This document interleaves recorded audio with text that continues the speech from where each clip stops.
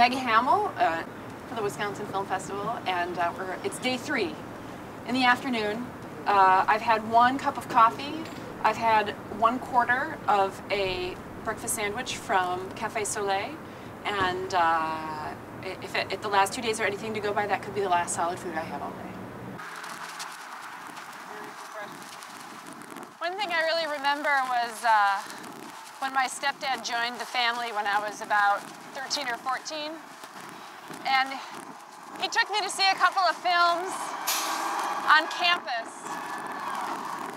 inside B10 Commerce, which is now Ingram Hall. But it's a place where everybody watched films. And I remember he took me to see some Marx Brothers movies. I think Duck Soup was one of them. And also Monty Python and the Holy Grail, which is great because when you're a girl that age, you know, your stepdad is somebody that is really under the microscope for a while, right? You got to really check out his cool quotient. And for him to introduce me to a film like Monty Python and the Holy Grail was really kind of knocking that one out of the park.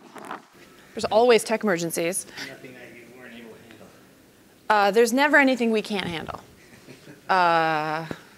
Sometimes you have to handle a lot. At 1 o'clock today, we'll be showing the first film in the Red Riding trilogy, and that didn't arrive until 1 a.m. last night because it had gotten lost by the courier. So a special courier delivered a second. This is the first 3 reels of the film. It delivered a second set of those. And then the real set, or the original set, showed up this morning. So now we have 2.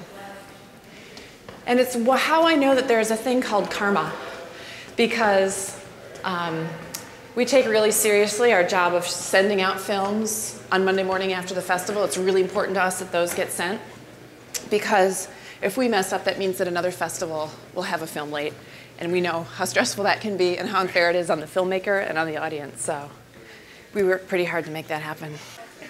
We're letting in for Z Croquettes. If you have a ticket, you can go right on in. Thank you. Thank you so much. Good to see you. Thank you.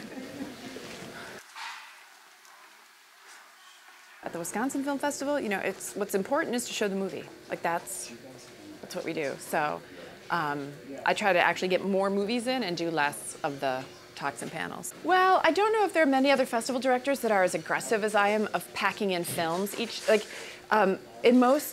Between most screenings, there's only a half an hour between shows, which is pretty unusual.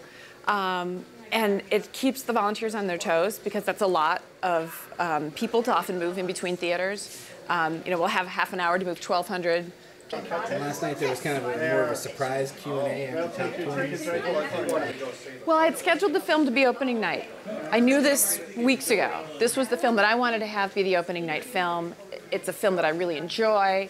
It is a film that reminds me of a lot of people that I know and love here in Madison, and so I really wanted to have this be the film that we could say was our opening night film. But the director is in New Zealand, and regrettably my budget doesn't cover that kind of travel expense. That's a lot of money. And so it was only after we had booked the film and I'd slotted it in to the Orpheum at 6 o'clock on Thursday that Leanne Pooley, the director, then was able to come here because fortunately another festival that's a little richer than ours was able to pay her Trans-Pacific flight. So that's why it was a surprise, because as I said, I'd only left a half an hour between that film and the next film, Most Dangerous Man in America.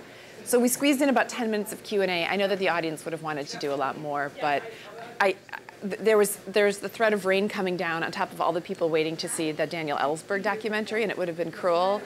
So I just tried to strike a balance, and we did start a little bit late for Most Dangerous Man in America. Rule number 1 at the Wisconsin Film Festival is start every film on time. So I broke the rule. It was me. I was there. I made that decision. But I didn't think it was going to throw people off too much, and we were able to start the film after that on time. So it really is rule number 1 around here. So I have to keep my eye on my watch.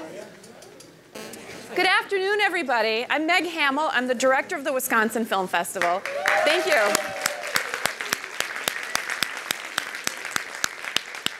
And this, of course, is the first time we've done screenings during the day on Friday. So it's either a sign that unemployment has hit Madison and none of you have jobs, or everybody's playing hooky today.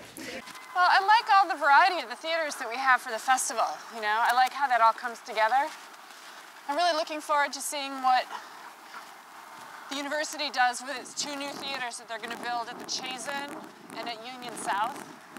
I have high hopes. I would love to have a movie theater downtown. I mean, the Orpheum's not covering the bases, I think, as well as a more dedicated movie theater can.